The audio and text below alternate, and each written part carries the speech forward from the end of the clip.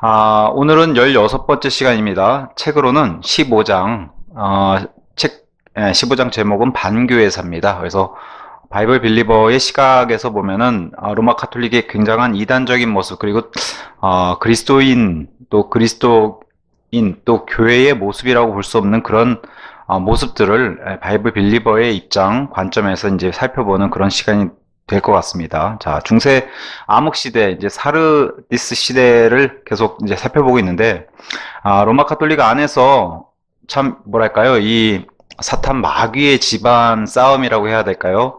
교황과 각 유럽의 국왕들의 그 파워 게임을 오늘 좀 살펴보려고 합니다. 그래서 그 안에서의 이 권세를 서로 줄다리게 하는 그런 모습을 오늘 좀 살펴볼 수 있을 겁니다.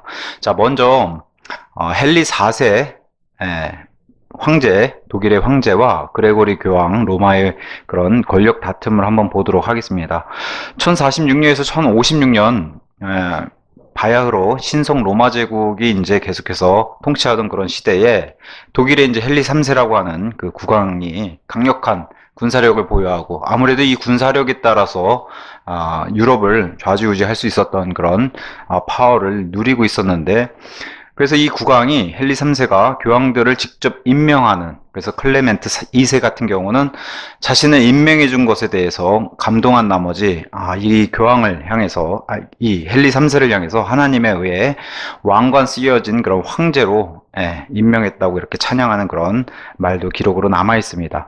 그러니까 이런 강력한 군사력과 함께 이 국왕의 파워가 셌을 때는 또 그 이후에도 또 4명의 더 교황들을 계속해서 임명하는 이런 모습을 보여서 그 후계자인 헨리 4세 역시 1050년부터 1106년 그 후계자 헨리 4세 역시 자신은 또 교황을 이렇게 임명할 수 있을 뿐만 아니라 교황 외에도 주교, 수도원장, 또 대주교 등을 임명할 수 있다고 이제 이렇게 생각을 한 거예요.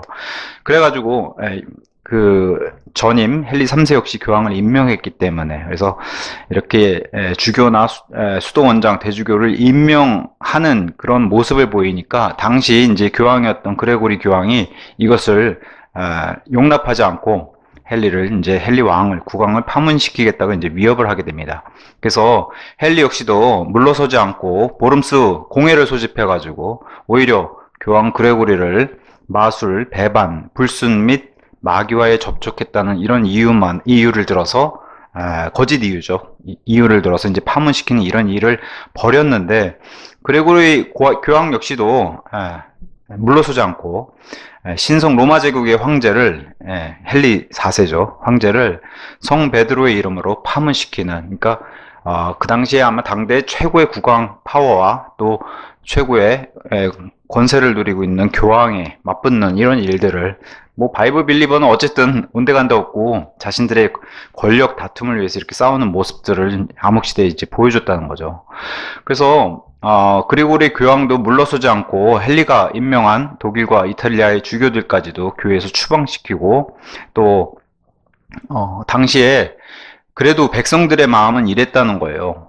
교황의 권세가 그래도 국왕이나 황제의 권세보다는 높다고. 왜냐하면 하나님의 사람인 교황이 하나님의 뜻에 더 가깝다고 생각해서 교황을 대적하는 것이 곧 하나님을 대적하는 것이라고 당시 유럽에 있는 많은 백성들의 마음이 이랬다는 겁니다. 그래서 자연스럽게 교황 쪽으로 이렇게 여론이 쏠리는 이런 모습을 보여줬는데, 그래서 그 여론과 이런 권력 다툼에 이제 한쪽으로 이제 기울어지긴 이런 일이 벌어져서 1077년에는 헨리 왕이 교황에게 굴복하겠다고 하는 이러한 공개적인 선언을 하게 됩니다. 그래서 그레고리 교황은 헨리 왕이 모든 왕들은 교황이 원하는 사람에게 왕관을 수여할 수 있도록 왕위를 교황에게 맡겨야 한다고 공개적으로 이렇게 고백할 때까지 사면을 할 수 없노라고 이렇게 말을 하게 됩니다. 대단하죠, 이 교황의 파워가. 그래서 따라서 헨리는 땅에 엎드려서 교황청 문 앞에서, 이 정도면 뭐 거의 자존심까지 다 내려놓고 이런 모습들을 보여주죠. 그래서 교황청 문 앞에서 3일을 맨발과 맨머리로 눈밭 속에서 참회하고, 또 3일이 지난 후에 드디어 이제 문이 열렸을 때 이 교황을 향해서 거룩한 아버지요, 용서하소서. 참 이게 비참한 우리의 시선으로 보면 참 비참한 모습이지만 이렇게 울며 용서를 빌었고, 왜 이럴까요? 왜 이런 모습을 보일까요? 자신의 권력을 지키기 위해서. 참 권력욕이라는 게 뭔지를 참 생각해 보게 됩니다. 그래서 그레고리 교황은 헨리 왕을 비로소 사면해주고 이때 비로소 이제 축복과 미사를 베풀었다는 이런 사건을 이제 살펴보게 됩니다. 다만 이렇게 교황과 자신 나라를 다스리는 이 국왕과의 이런 권력 다툼이 생기니까 당연히 이 나라 당사자들의 국가인 독일과 이탈리아 사이에서 내란이 발생했는데, 당연히 이제 헨리 왕과 다시 왕권을 찾았던 헨리 왕과 또 이 독일을 호시탐탐 노렸던 루돌프라고 하는 사람, 그 군대와 부딪히게 되는 이런 일을 벌였는데, 뒤에서는 또 이 교황이 루돌프 쪽에 손을 들어주고 독일을 주고 이탈리아는 자신이 가져가는 이런 악랄한 짓을 벌이니까, 그래서 이 교황의 행동을 사람들이 알게 되자 독일과 이탈리아의 주교 30명이 이 교황을 반대해서 반란을 일으키고 그레고리 교황을 주교들이 모여서 이제 교황 자리에서 쫓아내는 이런 일도 보입니다. 그러니까 교황이 굉장한 파워를 가지고 있는 것처럼 우리는 그렇게 알고 있는데, 그 아래에 있는 주교들이 모이면 또 이런 엄청난 파워를 보이는 것을 또 역사를 통해서 알 수가 있습니다. 그래서 다시 이 권력을 차지한 헨리 왕은 그레고리 교황을 가만두지 않겠죠. 그래서 기존에 자기가 자존심 다 내버리고 이렇게 바닥에 엎드려서 이렇게 빌었던 그런 전례도 있는데, 그래서 교황을 감옥에 넣었는데, 그래서 로마를 점령했던 이런 다시 헨리 왕 자신의 독일도 되찾고 로마 권력 위에 이제 군림하게 된 이 헨리 왕은 새로운 이제 교황을 임명하게 되는데, 그레고리 교황도 끝끝내 뭐랄까요, 포기하지 않아요. 그래서 원군, 또 다른 원군인 노르만, 거기에 이제 두목 위스카드라고 한 사람을 불러서 약 3만 명의 보병과 6천 명의 기병을 전쟁을 벌이고, 이 참 뭐랄까요, 하나님을 믿는다고 하는, 소위 말해 하나님을 믿는다고 한 사람들이 지금 벌이는 일들이에요. 그러니까 이 종교인들과 정치인들은 사실은 뭐 뗄래야 뗄 수 없는 이런 모습을 보여주는 이런 것을 이제 역사를 통해 살펴봅니다. 그래서 이 그레고리 교황, 전 교황이 이 엄청난 원군의 이 병사들과 함께 그 힘으로 헨리를 무찌르게 됩니다. 다시. 그래서 자신은 해방이 되고, 그러나 자신이 불렀던 이 원군, 노르만 원군의 이 위스카드라고 한 사람이 오히려 원군임에도 불구하고 또 동맹임에도 불구하고 그의 군대가 로마를 약탈하고 또 교황의 적들을 물리쳐주는 건 감사한 일이지만 교황의 지지자들까지도 살인하고 그의 가족들을 강간하고 수천 명의 카톨릭 교도들을 노예로 팔아먹은 이런 부작용까지 당하게 됩니다. 그래서 이 원군 때문에라도 또 망명을 한 그레고리 교황 도망가는 거죠. 그래서 자신의 이런 일을 저질렀음에도 불구하고 그레고리 교황의 이 기록에 남은 이 말을 한번 보세요. 나는 의로움을 사랑했고 죄악을 미워했노라. 그러므로 나는 망명지에서 죽노라. 이런 말을 남겼는데, 그래도 그 그레고리 교황의 신복, 그의 충성스러운 종은 끝까지 이렇게 그레고리 교황을 하나님의 마치 대리자처럼 이렇게 추앙했다는 글이 있습니다. 이 신복이 뭐라고 얘기했냐?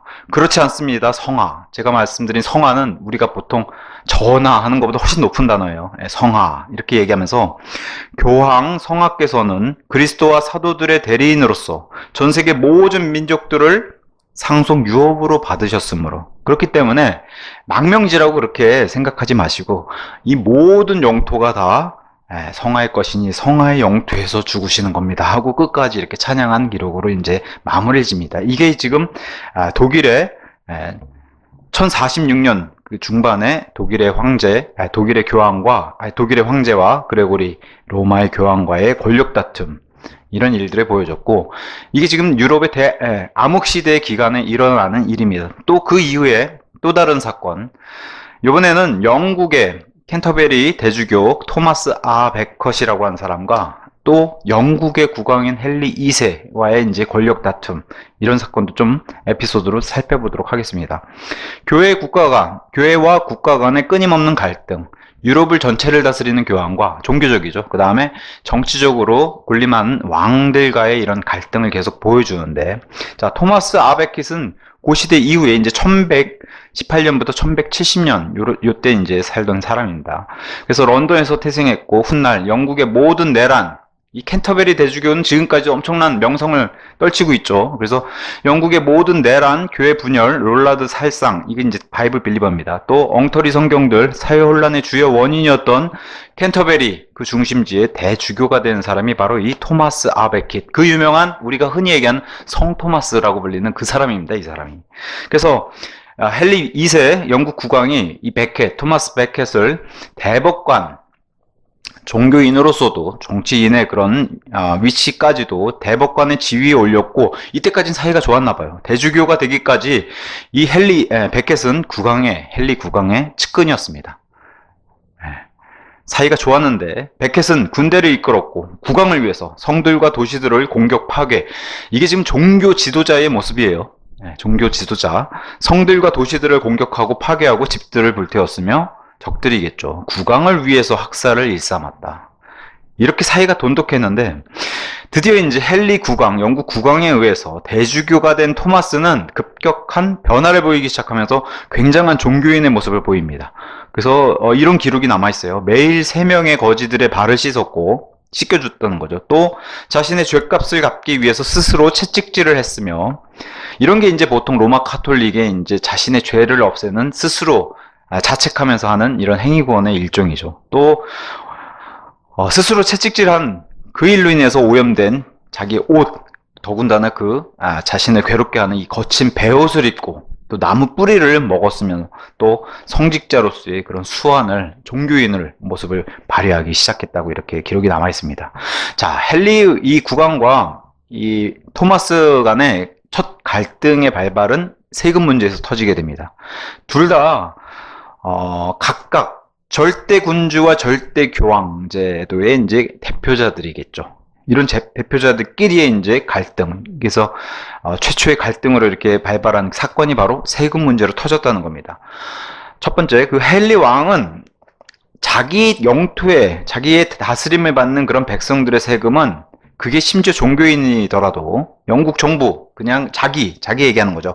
본인 국왕에게 귀속되어야 한다고 이제 결정을 내려버리는데, 토마스는 내가 비록 영국 영토 안에 살지만 나는 이탈리아 로마 소속인 로마 카톨릭 교회 소속이기 때문에 교황에 의해 고용된 자로서 세금은 로마 교회로 가야 한다는 생각으로 부딪히게 됩니다. 그래서 심지어 여기서 엄청난 토마스가 발언을 하게 되는데, 영국은 왕의 것이 아니라 영국 땅마저 교황이라고도 얘기도 안 해요. 자신에게 주어진 토마스의 땅이라고 선포하게 됩니다. 이래서 엄청난 갈등이 이제 세금 문제로 터지게 됩니다. 자, 그 이후에 이제 기름을 끼얹는 그런 사건이 바로 어떤 로마 카톨릭 사제, 필립이라는 이름의 로마 카톨릭 사제가 민간인을 죽이는 그런 살인을 저질렀는데, 이 민간인 법정에 세우는 게 아니라 주교들을 위한 주교 법정, 그러니까 로마 카톨릭 교회의 법정이죠. 그래서 여기서 이 죄를 그냥 면제받는 그런 사건이 일어나게 됩니다. 이러다 보니까 민간인을 살해한 사제가 민간인 법정인 아닌 주교 법정에서 무죄 선고를 받는, 로마 카톨릭에 의해서 보호받는 이런 일이 벌어지니, 물론 우리는 뭐 계속해서 공부해왔기 때문에 알죠. 카톨릭의 전통적인 관행이었고, 사제는 하나님의 사람으로서 어떤 죄를 지어도 로마 교회만이 사제를 재판할 수 있고, 로마를 대적하는 이단으로, 우리가 흔히 얘기하는 종교개혁가들처럼 그렇게 아예 로마에서 바라보는 이단죄로 빠지는 걸 제외하고는 어떤 죄를 지어도, 심지어 그게 간음이든 여기 살인이든 간에 카톨릭 사제들은 사형에 처하거나 다른 민간법으로 처리할 수 없다는 이런 관행을 가지고 있죠. 그때 헨리 왕도 발끈하게 됩니다. 그 사제를 민간인 법정에서 재판받도록 이렇게 헨리 왕은 요구를 했고, 토마스는 여기에 또 반대해서 성직자들은 예외라고 이제 주장하는 이 엄청난 갈등의 이제 부율이 이제 커지게 되죠. 그래서 헨리 2세 영국 왕이 이제 반격을 하게 됩니다. 그 당시 클라랜던 법이라고 해가지고 영국이 가지고 있던 법, 규례, 16개 조항의 규례를 제시하면서 대표적인 이 법이 이래요. 이 법에 따르면 성직자는 모든 사람과 마찬가지로 거주지 국법에 따르도록 하고, 교회는 국법을 거부할 권리를 갖는 독립적인 외국 단체가 아니라, 로마 카톨릭 주장처럼 그게 아니라 국왕이 자국의 주교들을 임명할 권세를 갖고 있다고, 국왕의 권위가 훨씬 높다라고 주장을 하게 됩니다. 이 법을 들어서.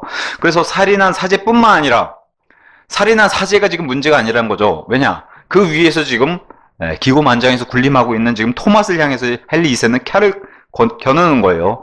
그래서 헨리 이 국왕 입장에서 엄청나게 좀 뭐랄까요, 배신자처럼 여겨지겠죠. 그래서 그 토마스를 향해서 칼을 겨누면서 역시 토마스 역시도 시민법을 어겼기 때문에 공회 앞에서 소환당하는 이런 모습도, 이런 일들을 진행하게 됩니다. 그래서 토마스는 무죄를 청원하게 되는데 불리해지자 토마스는 영국을 빠져나가서 프랑스로 6년간 망명생활을 하게 됩니다. 헨리를, 국왕을 피해서. 그래서 토마스가 도망을 가자 헨리는 토마스 모든 재산을 몰수해버려요. 당시 이 성직자들, 사실은 백성들과 비교할 수 없을 정도로 성직자들이 엄청난 재산을 부유한 이런 기록들이 엄청나게 많습니다. 그래서 사실 씁쓸한 그런 역사의 한 장면이기도 해요. 왜? 하나님을 섬긴 자들이 너무 많은 이런 부를 축적했다는 것 자체가 사실은 이제 흑역사라고 이제 이렇게 볼 수가 있죠.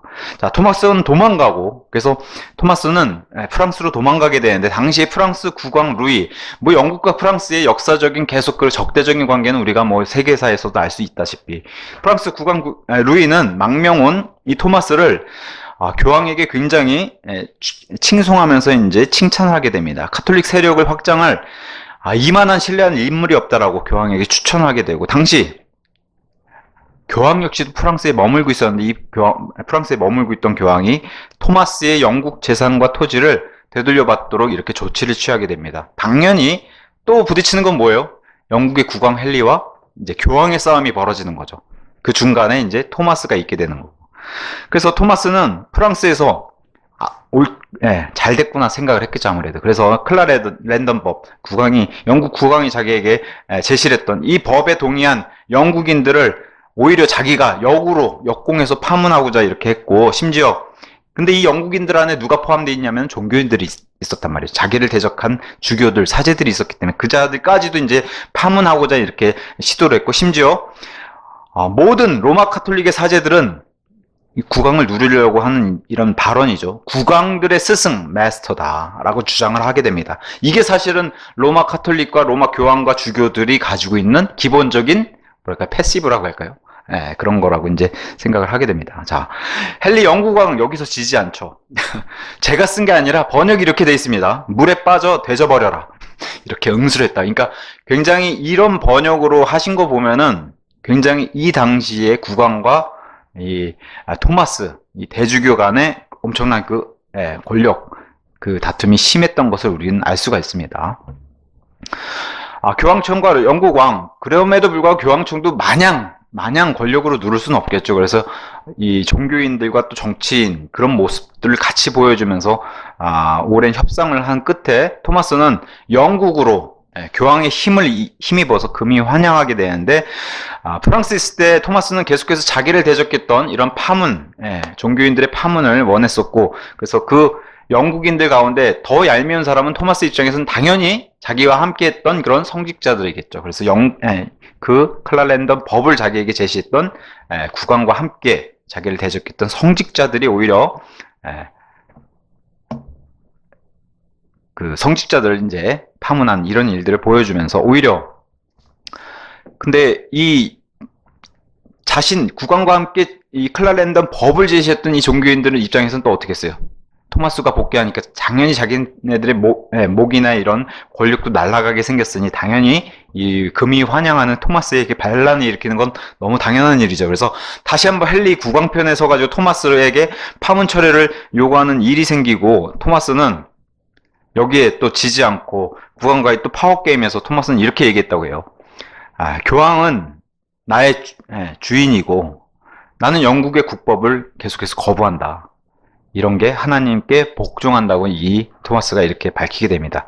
근데 모르겠어요. 이 교황은 끝까지 토마스를 책임져 주진 않았던 것 같아요. 결국에는 헨리와 토마스의 이 권력 다툼, 권력 싸움에서, 파워게임에서는 토마스가 지게 됩니다. 그래서 영국으로 돌아온 토마스는 결국 이 일로 죽음을 맞이하게 되는데, 근데 이 일로 토마스가 너무나 유명해진다는 거죠. 제가 아까 말씀드렸다시피 우리가 흔히 얘기하는 성 토마스라고 하는 이 성인 반열에 이런 식으로 해서 올라가게 돼요. 그러니까 뭐 우리가 봤을 땐 다 한편이죠. 헨리 국왕이나 토마스나. 근데 그들 사이에서 벌였던 이 권력 다툼으로 인해서 헨리는 반카톨릭 입장에서는 이단이 돼 버렸고 토마스는 순교자가 돼 버려요. 그래서 높은 반열에 성인 반열에 오르는 이 순교자의 그런 성인이 돼 버립니다. 그래서 이렇게 이제 러크 박사님 썼어요. 참 프랑스와 네덜란드의 그 당시에 10만 명 이상의 바이블 빌리버들이 순교당한 사람들이 이렇게 많은데 10만 명 이상의 이 사람들은 아무도 역사가 관심을 가져주지 않지만 오히려 이 자신들끼리 권력 다툼하다 죽었던 이 토마스는 엄청난 세상의 그런 추앙받는 지금까지도 추앙받는 그래서 캔터베리 그 대주교의 대표적인 인물이 된 사람이 바로 이 사람이 되었다는 거예요. 그래서 당시에 교황 알렉산더 3세에 의해서 바로 순교된 이후에 성직자 반열에 이렇게 올려지는 그런 결과를 낳게 됩니다. 그래서 이 토마스가 죽고 나서 헨리 왕도 여론에 못 이기고 또 교황 로마의 권력에 못 이겨서 굵은 베옷을 입고서 나는 여기에 관여를 하지 않았다 하고 죄를 뒤집어 쓴 채 며칠간 회개하면서 채찍질을 하면서 자신은 나는 토마스의 암살과 무관하다 이거를 입증해야 했다고 이렇게 기록이 되어 있습니다. 그래서 결국 헨리가 꼬리를 내리죠. 자신의 혼을 제외한 모든 것을 교황에게 바칠 것을 약속하게 되고 또 양모, 셔츠를 입고 그 피 흘리는 발로 성스러운 돌 이게 뭐예요? 토마스의 무덤입니다. 여기에 입을 맞추면서 울며 회개하면서 자신의 또 이 권력과 왕국을 이렇게 해서 비참하게 유지하는 모습도 보여주게 됩니다.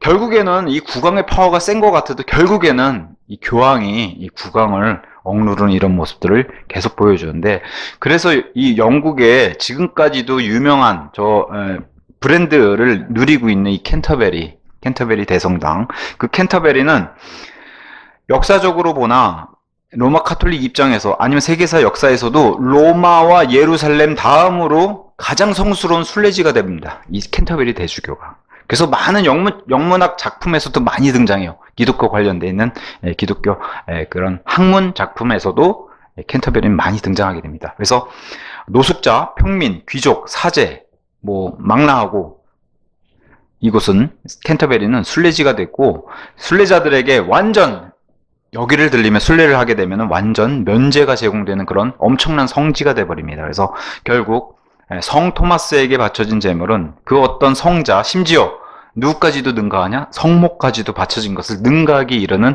그런 엄청난 성지와 성인의 반열에 오른 사람이 바로 성 토마스가 됩니다.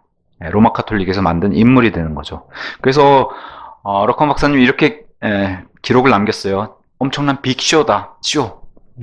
엄청난 성공을 이뤘다. 로마 카톨릭에서. 그래서 이로써 교황은 유럽의 인민들, 백성들을 완전히 통제할 수 있게 된다. 국왕들이 아무리 덤벼도 이렇게 교황의 파워, 로마 교회의 파워가 이렇게 센 것을 보여주게 되니까 완전한 빅쇼가 성공을 이뤘다. 그래서 이렇게 기록을 했습니다. 러컨 박사님은. 만약 당신이 프랑스에서 카톨릭에 의해 살해되면은 취재 대상이 될 수 없지만 영국에서 반카톨릭 사람에게 살해되면 향후 이 토마스처럼 500년 동안 신문 1면에 톱뉴스로 이렇게 보도된다는 것을 우리는 알 수가 있었다. 이렇게 이제 기록을 했습니다.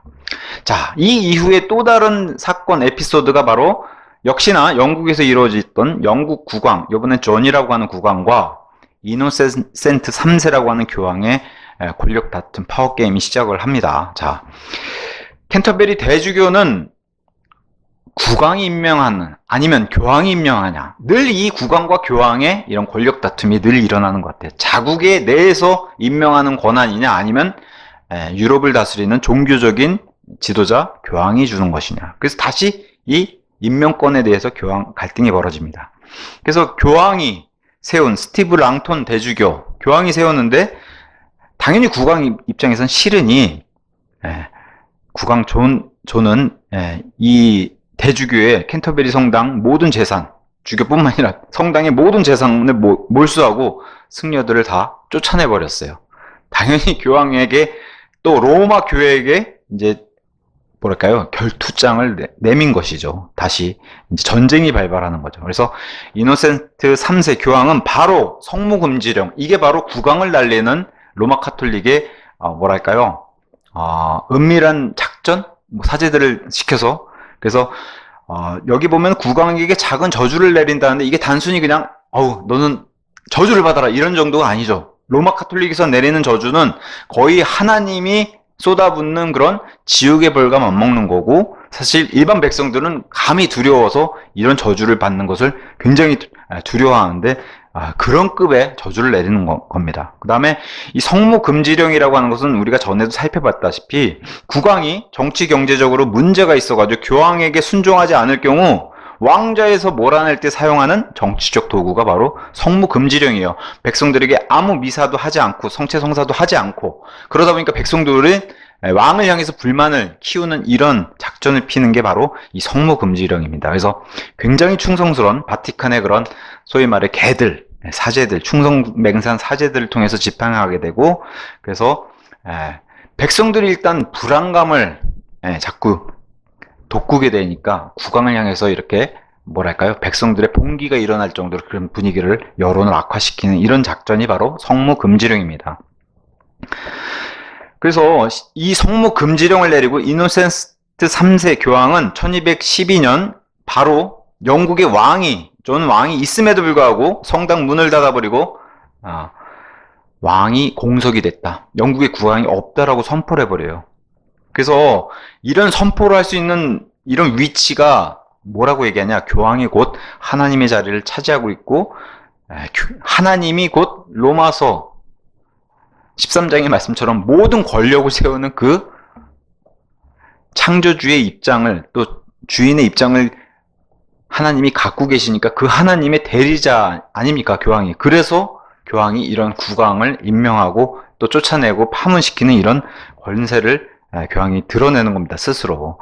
당연히 늘 이런 싸움에 보면 보세요, 국왕이 그 다음 해에 항복을 하게 됩니다. 바로 그럴 수밖에 없죠. 일개 나라의 국왕과 전 유럽을 다스리는 교황의 파워는 비교가 될 수 없죠. 그래서 이런 서약을 하게 됩니다. 이 영국 국왕은 교황에게 바치는 서약. 그래서 우리는 우리의 어머니 되신 신성 로마 교회와 교황 그리고 그의 계승자들에게 영국 전체를 자원하고 자발적으로 바치는 바입니다. 너무나 비참한데 이렇게라도 해야 왕권을 유지하고 국왕의 명예도 다시 되찾고 겨우 왕자리를 유지할 수 있기 때문에 이렇게 비참하게 해도 결국에는 교황에게 이렇게 무릎을 꿇을 수밖에 없는 이런 모습. 그러니까 신성 로마 제국이 얼마나 역사적으로 얼마나 파워를 보여주는 것을 우리는 볼 수가 있는 겁니까?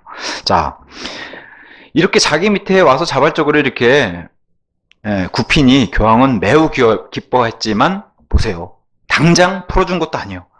1년 동안 지켜보는 치밀함도 보여줘요. 그래서 1년 후에 가서야 성무금지령을 해제하는 모습을 보여줍니다.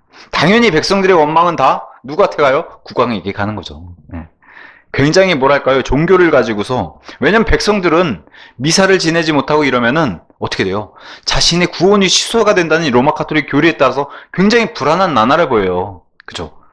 심지어는 뭐 병에 걸린 사람들 가서 병부성사 이런 것도 해줘야 되는데 종부성사 해줘야 돼. 이런 불안감을 유발시키는 거죠, 로마 카톨릭 그걸 쥐고서.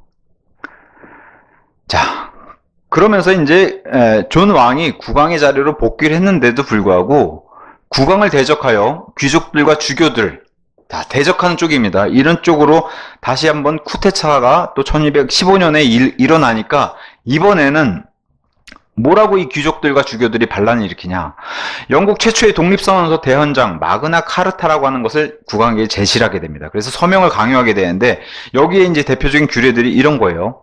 자, 사람은 배심원에 의해 재판을 받을 것, 재판을 기다리는 동안 투옥할 수 없다. 이건 뭐 이제 무죄 추정의 우리가 알고 있는 그런 법처럼 그렇게 하자는 거죠. 또 국왕은 왕국의 의회에 의해 통과되기 전에는 세금을 거둘 수 없다.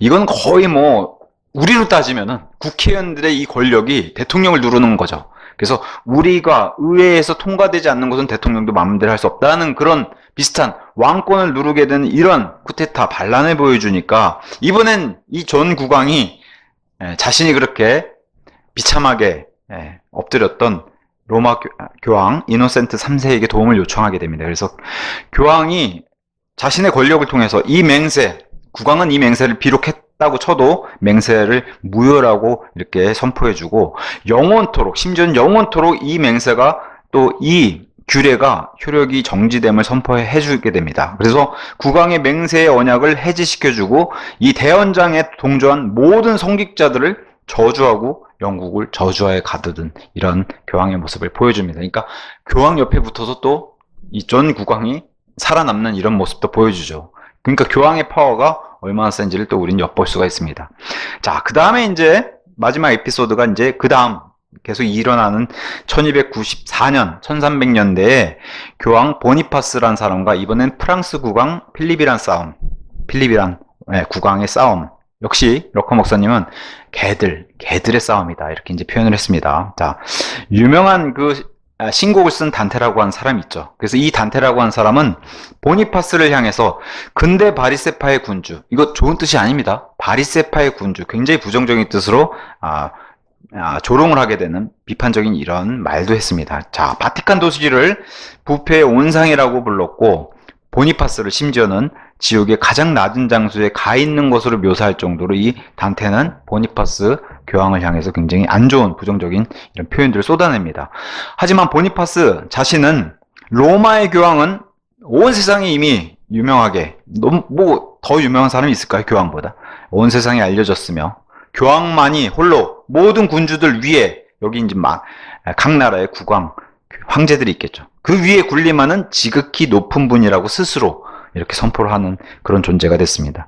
프랑스의 필립이란 왕은, 이 왕도 자기 영토 안에서는, 자기 나라 프랑스 안에서는 거의 교황처럼 행세한 그런 황제로 이제 누리고 있었는데, 필립은 역시나 이 영국의 기존의 문제처럼 하여튼 이걸 건드리면 안 됐던 건데, 참 이런 걸 보면 사람은 역사를 통해서 배우질 못해요. 아무것도.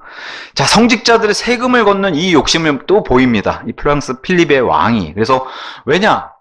일반 백성들과 귀족들 이상의 성직자들이 가장 많은 부를 차지하고 있기 때문에 이들의 재산이 탐이 나는 거죠. 그래서 매우 부유한 이 성직자들에게 세금을 걷어서 이 세금을 가지고 영국과 전쟁을 벌이려고 이렇게 계획을 하게 되는데, 역시나 마찬가지로 이게 바로 이제 또 로마 교황의 비위를 건드리게 되는 갈등을 의미하게 됩니다.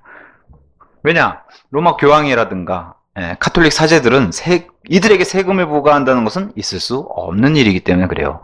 그래서 러커 박사님이 이렇게 얘기했습니다. 미국에서 뭐 침례교, 장로교, 감리교 목사들에게 세금을 걷어들이는 거, 이거 뭐 합법적이고 그렇게 걷어들일 수는 있지만, 로마 사제, 미국에서조차도 로마 사제들에게 지금 이 시간에도 세금을 걷어들이는 것은 어림도 없다는 거예요. 왜 그러냐면 로마 사제들은 면세자들이기 때문에 법이 이제 그들을 다스릴 수 없는 이런 모습, 이것과 비슷하게 당시 암흑시대의 중세의 로마 카톨릭 사제들을 향해서 세금을 걷는다는 것은 불가능한 일이었는데, 이것을 이제 시도하게 되는 이런, 뭐랄까요, 좀 무모한 짓을 벌인 거죠, 필립 왕이. 자, 그래서 역시 또 뭐가 출동해요? 보니파스 교황은 성무금지령. 야, 이게 얼마나 무서우면 국왕들이 이렇게 속을 썩일 때마다 이걸 가지고 나오겠어요. 그래서 공회를 소집해서 교서를 이제 로마 교황이 내립니다. 교황의 명령은 프랑스의 국왕을 비롯해서 그 누구의 명령보다 우선한다, 이렇게 선언하는 게 바로 이 교서입니다. 그래서 그러니 프랑스 국민들은 국왕보다 이탈리아의 교황에게 순복하라는 교서를 내립니다. 어마어마하죠. 지금 프랑스는 찍힌 겁니다. 한마디로 교황에게. 그래서 이렇게 이제 그 교서에 내려요. 하나님의 종들의 종인 보니파스 주교는, 스스로 자기가 교황이면서도 주교라고 표현했어요. 또 프랑스의 필립 왕에게 편지하노라. 하나님을 두려워하고 그의 명령들을 지키라. 이러면 진짜 두려워서 안 지킬 수 있겠어요? 왜냐? 교황의 명령을 따르는 게 바로 하나님의 명령을 따르는 거라고 이렇게 얘기하는 거니까요. 자, 우리는 당신이 로마 카톨릭 지도부의 영적인 문제는 물론 일상적인 문제에 있어서도 순복해야 한다는 것을 주의하기 바라노라. 그렇게 생각하지 않는 자를 우리는 이단으로 간주하노라. 로마 카톨릭의 이단이 된다는 것은 우리가 지난날 그 성모의 교회, 거룩한 성모교회를 비판하는 그런 제목을 가지고 얼마나 바이블 빌리버들을 학살하고 사살했는지, 그런 것들을 우리가 지켜보면서 로마 카톨릭의 이단을 지키는 건 굉장히 두려운 일입니다. 네. 자, 근데 이 필립 왕도 상당히 기이한 인물, 역사적인 두려움을 모르는 사람이었다, 이렇게 기록이 돼 있어요. 그래서 이 교황의 불쾌한 서신에 답을 이렇게 합니다. 프랑스 왕 나필립은 하나님의 은혜로 교황 역할을 수행하는 보니파스에게 아무 문안도 보내지 아니하노라.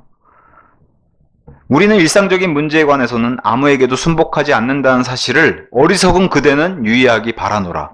그렇게 생각하지 않는 사람은 어리석고, 제가 쓴 게 아니에요. 번역이 이렇게 되는 겁니다. 어리석고 미친놈이라고 우리는 간주하노라. 교황을 향해서 이렇게 심한 표현을 썼으니 이제 또 전쟁 나는 거는 순식간의 일이겠죠. 그래서 보니파스는 바로 프랑스에 전체 성모 금지령을 내렸고, 당연히 성당문들이 다 닫혔고, 필립을 저주했으면서, 그 다음에 우눔 생텀이라고 하는 교서를 다시 발표했는데, 이 교서가 바로 지금 우리가 살고 있는 21세기까지 카톨릭 정통주의 고전이 돼버립니다. 그래서 이 교서가, 우눔 생텀이라고 하는 교서가 뭐라고 얘기했냐, 그 당시에. 로마 카톨릭 교회만이 참된 교회이며, 이 교회 밖에서는 아무런 구원이 없고, 교황은 그리스도의 대리인이며, 교황에게 동조하지 않는 사람을 죽이기 위해서는 무기를 사용할 수 있으며, 그러니까 목적을 위해서 수단이 정당화되는 거죠. 지상의 모든 인간은 이탈리아에 있는 교황에게 복종해야 한다. 아니면 그는 지옥에 간다. 이게 엄청난 저주예요. 그리고 뭐 우리가 봐서는 우리 입장에서는 콧방귀를 끼겠지만, 이 당시 바이블 빌리버도 이런 얘기에 콧방귀를 끼겠지만 로마 카톨릭 신도들은 아니라는 거죠. 이런 단어가 엄청나게 두려움으로 임한다는 거죠. 그래서 교황 보니파스는 당연히 필립을, 이 국왕을, 프랑스 국왕을 파문하고 그 보좌에서 쫓아내고 왕위를 공석으로 만들어냅니다. 물론 물리적으로는 못해요. 그래서 말로만 이렇게 선언했는데, 실제로 말로만 이렇게 선언한 걸 보면 당시에 보니파스의 이 권세가 생각보단 약했다는 것을 보여줘요. 물리적으로 무력을 사용하지 못했기 때문에. 근데 역풍을 맞게 됩니다. 이 보니파스가. 그래서 프랑스 몽펠레에 사는 한 법학 교수, 노가레의 윌리엄이라고 하는 이 법학 교수가 이 교황 보니파스를 체포하고 왕국에서 쫓겨나 투옥하게 된 이 사람에 의해서. 왜냐면 이 사람이 많은 그 지도자들을 데리고, 지성인들을 데리고 300명의 사람의 숫자를 데리고 가서 이 일로 인해서 왕을 아련했는데, 이 일을 통해서 보니파스가 쫓겨나게 되는, 왕과 결탁해가지고 오히려 보니파스가 쫓겨나게 되는. 그래서 보니파스는 우울증과 어떤 사람들은 미쳐서 죽었다고 하는 이런 일들을 이제 보니파스가 보여줍니다. 그래서 왜 이런 교황이 쫓겨날 정도로 이런 일이 일어났냐? 이 당시에 이 필립 왕이 믿는 게 있었어요. 그 믿는 게 뭐였냐? 너무나 강력한 군대를 보유하고 있었다는 거예요. 심지어 로마 교황의 군대보다도 너무나 강력한 군대를 보유하고 있어서, 심지어는 이 보니파스 후계자로서 베네딕트 9세법으로 시작해가지고 이후에 7명이나 되는 교황을 임명했는데, 이후로 이 프랑스에서 계속 프랑스 출신들로 다 채울 정도로 그렇게 강력한 군대를 계속 보유하고 있었고 유지하고 있었다고 합니다. 그래서 심지어는 교황은 로마에 있어야 되는데, 프랑스의 이 군대, 또 프랑스 국왕의 파워가 얼마나 센지, 아예 교황의 처소를 프랑스로 옮겨서 자기 수하에 두고서 계속해서 교황 위에서 군림하는 프랑스의 엄청난, 지금까지의 에피소드들과 좀 다르죠. 이번에는 국왕이 엄청난 파워를 통해서 교황을 다스리면서, 교황을 다스린다는 건 뭐예요? 온 세상을 다스린다는 거예요. 그렇게 프랑스 국왕 필립의 이런 모습, 에피소드도 이제 살펴보았습니다. 자, 암흑시대에 참 우리가 보면 기가 찰 일들을 자기들끼리 권력 다툼하면서 보여주는데, 자, 이와 또 이면에서는 로마 카톨릭이 세운 대학들과 이 과거의 이 뭐랄까요, 알렉산드리아 학파의 이 철학자들, 그 철학이 여전히 살아가지고 이 로마 카톨릭의 조금 뭐랄까 세력이 약해짐에도 불구하고 바이블 빌리버와 또 온 세상을 덮는 이런 모습을 이면에 이제 보여주는 게 바로 로마 카톨릭이 세운 대학. 이게 지금까지도 이제 기승을 부리는 거죠. 지금까지도. 이 철학과 죽질 않아요. 이 플라톤과 아리스토텔레스, 이런 고대 그리스 철학 사상이. 그래서 이 대학 제도는 성경적인 바이블 빌리버들, 알비겐스, 와일덴스, 롤라드, 이런 사람들에 의해서 복음이 전파되고 성경의 진리가 전달되니까, 우리가 초기 시간에 우리가 생각했던 게 그 하나님의 사람들이 일어나고 좋은 복음과 진리의 말씀이 선포되면 당연히 그 뒤를 뒤따르는 게 바로 문화로 침투하고 과학과 철학으로 침투하는 게 바로 이런 대학교의 모습으로 들어왔다는 거예요. 그래서 그들의 입장에서는 이것을 문화운동이라고 벌여서 성경을 거부하는 카톨릭 지성들이 만들어낸 문화유산으로 철학, 전통, 과학을 이들은 제공하고서 하나님의 진리를 왜곡하고 복음을 가리는 이런 일들을 벌였다는 겁니다. 자, 그래서 이탈리아, 당연히 로마에서도 이 대학교들을 세우기 시작했고, 교황의 명령에서든 아니면 각 나라의 국왕의 명령에서든 대학들이 우후죽순 이렇게 생겨났다는 겁니다.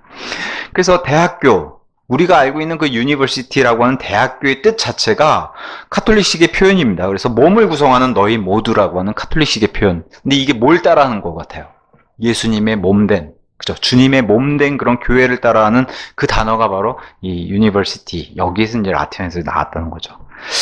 자, 라틴어가 이런 것들을 이제 많이 따라한 겁니다. 그래서 당시 로마 카톨릭이 세운 대학교나 이 당대의 대학교들은 철학, 법률, 의학, 그리고 여기에 이제 신학. 당연히 이 신학은 우리가 말하는 진리를 가르치는 게 아니라 로마 카톨릭의 신학을 당연히 가르쳤겠죠. 그래서 이 뿌리는 우리가 다 잘 알다시피 오리겐의 북아프리카, 거기서 넘어온 것으로, 북아프리카에서는 이러한 고대 그리스부터 시작했던 이 교육을 잘해야 된다고, 교육을 신경 써야 된다는 이 정신으로서 북아프리카 체계도 3단계로 나눠지는데, 우리가 지금까지 온 세상의 교육이 추구하고 있는 학사, 석사, 박사 제도를 이 당시에 벌써, 이거는 고대 철학, 그리스부터 왔기 때문에 로마 카톨릭도 이 방식을 채택했고, 이것은 흔히 얘기하는 상인조합 길드 3단계랑도 맞물려서 그런 모습을 보여주게 됩니다.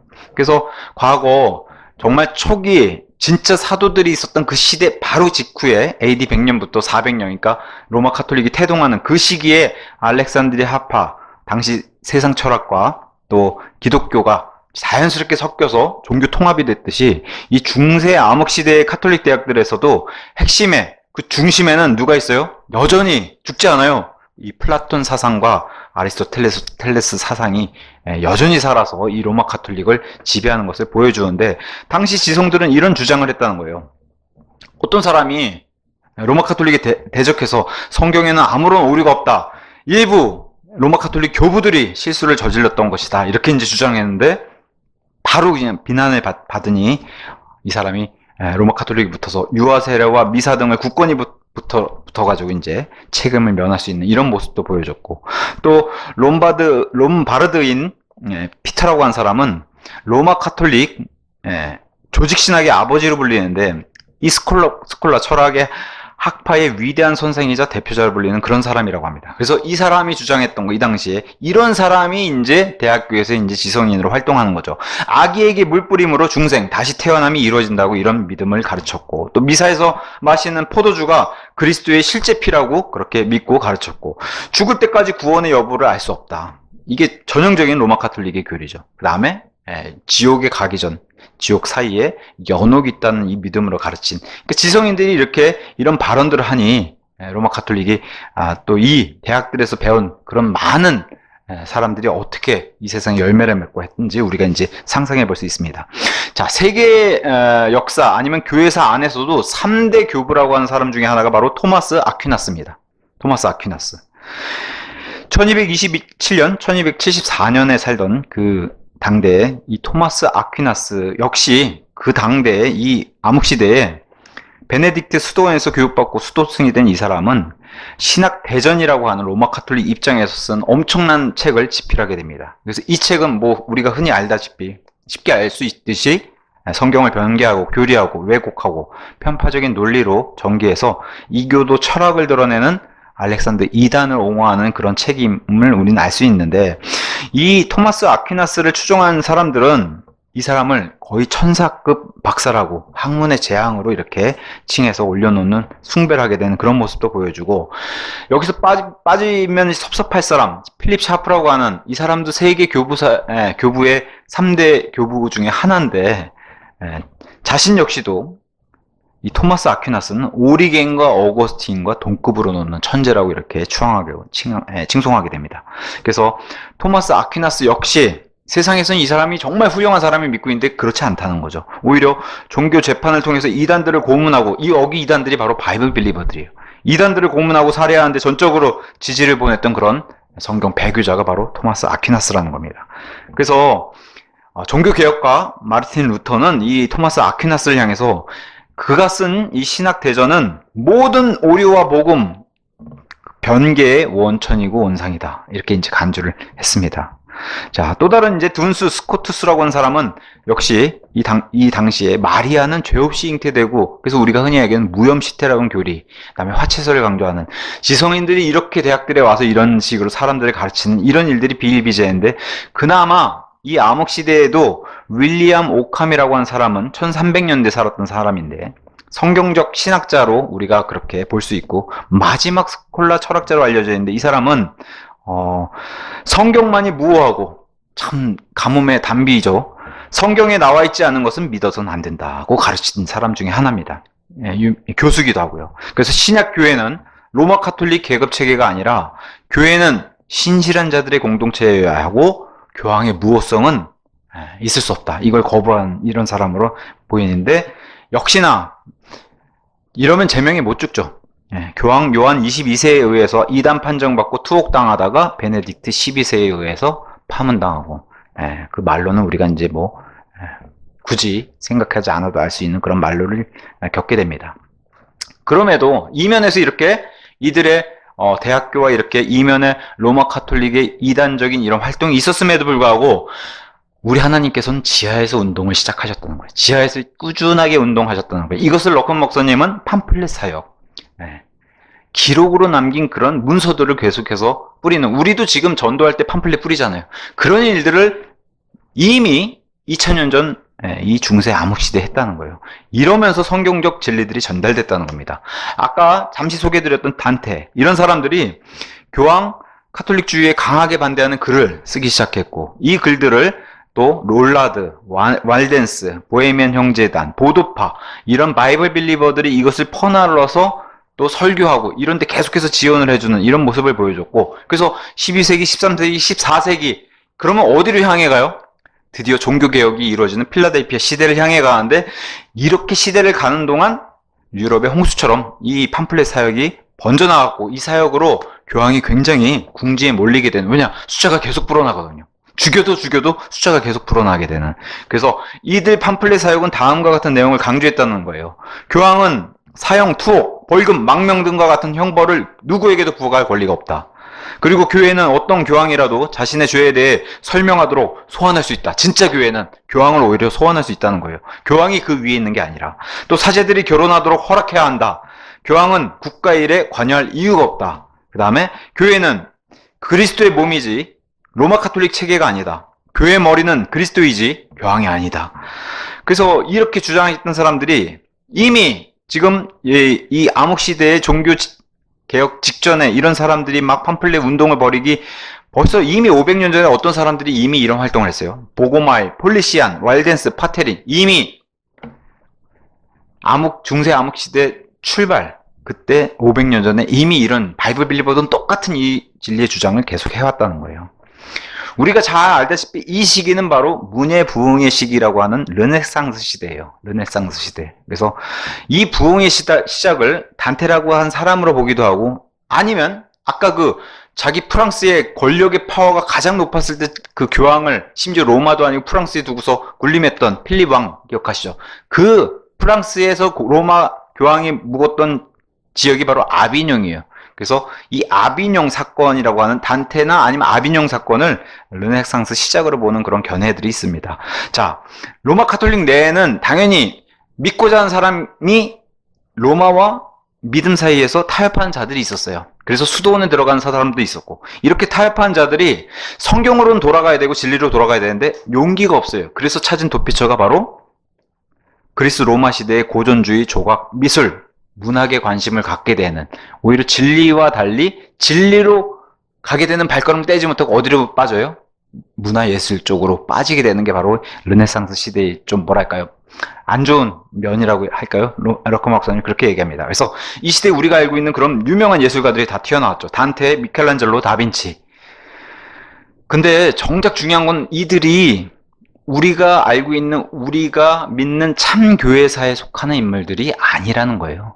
결국에는 로마 카톨릭 그 하에 있었던 그런 사람들이란 거죠. 그래서 단테는 유명한 그 베아트리체라고 인물을 내세워서 하늘나라, 연옥, 지옥을 여행하는 이야기를 뭐 일부는 유익할 수 있겠지만 여기서 이제 어떤 내용도 집어넣냐? 우는 사자처럼 돌아다니는 사탄. 이게 이제 성경의 진리가 말해주는 건데 그렇지 않고 지옥을 통치하는 사탄. 그래서 사실 이런 게 누룩이 돼가지고 지금도 사탄을 그리는 그 많은 영화나 드라마에서 뭘 보여줘요?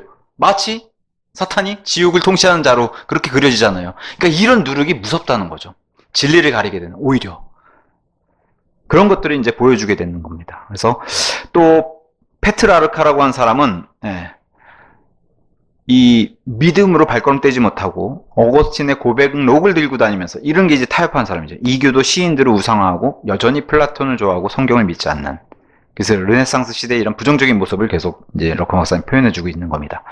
자, 르네상스 시대 유럽은 오히려 이교도와 로마 시대로 회귀하고 말았다 이렇게 표현을 해요. 그래서 로마 카톨릭이 약간 세력이 약해졌는데 그 시인으로 추앙받는 교황보다도 어디로 기대게 된다고 이렇게 방향을 틀었어요. 그리스 로마 시대의 신들, 엄청나게 많은 다신주의잖아요. 그 신들에게 오히려 기대면서 비밀리에 희생제를 드리게 되는 이런 모습을 보여준다는 거예요.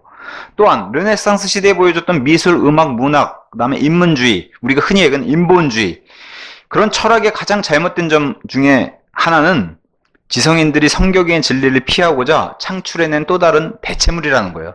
진리로 못 가도록 한 발 또 거기에 또 함정을 파내게 된 이런 모습을 보여줬다는 겁니다. 그래서 인간 역사 어느 시대를 돌아봐도 인간은 항상 다음과 같은 문제를 직면하는데 이런 질문을 던집니다. 로컨 목사님은. 미술, 문학, 음악, 철학, 과학, 교육, 정치, 역사를 판단할 수 있는 최종 권위는 뭐냐?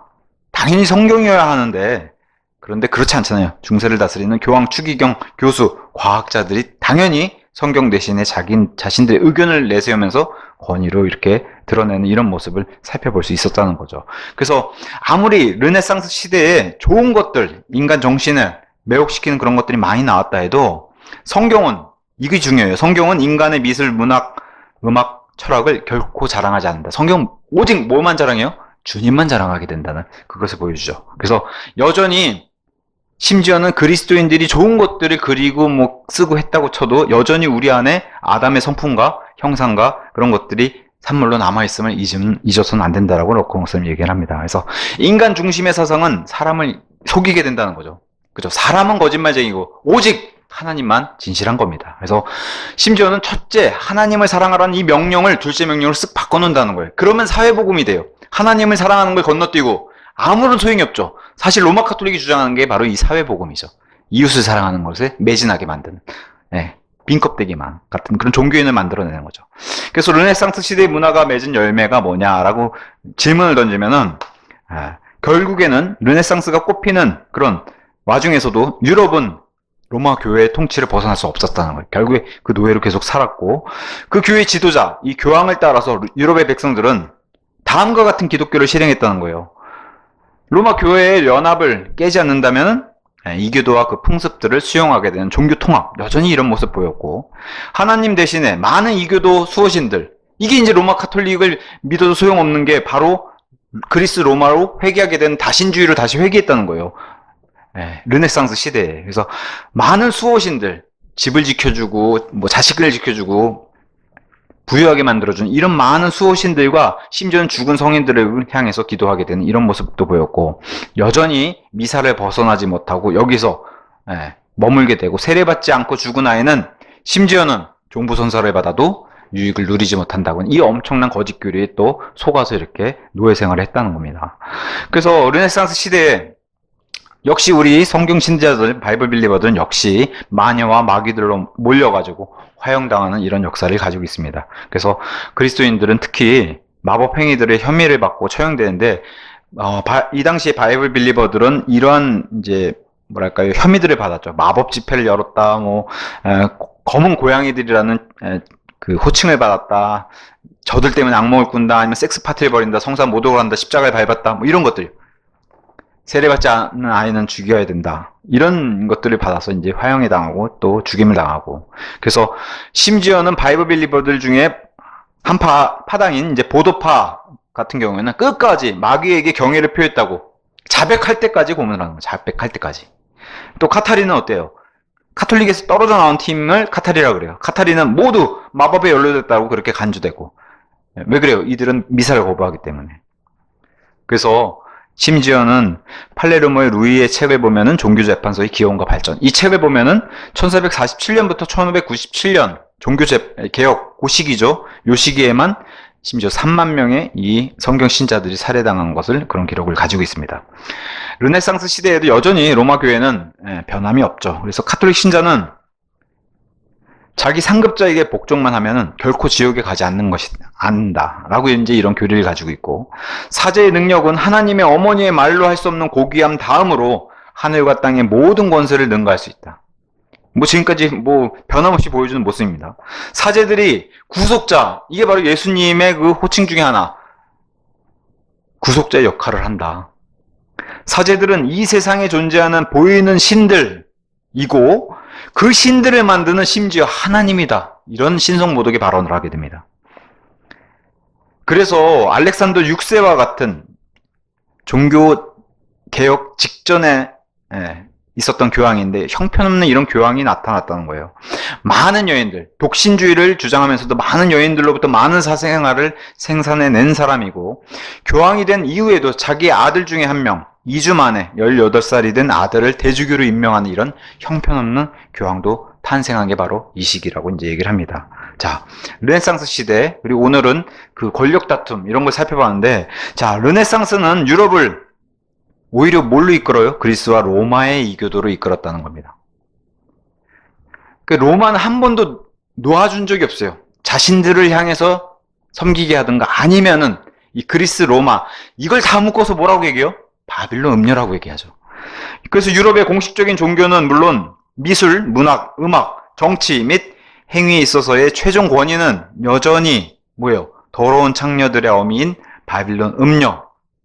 로마 카톨릭은 결코 변하지 않음을 잊지 말아야 한다고 이렇게 이제 마무리했습니다.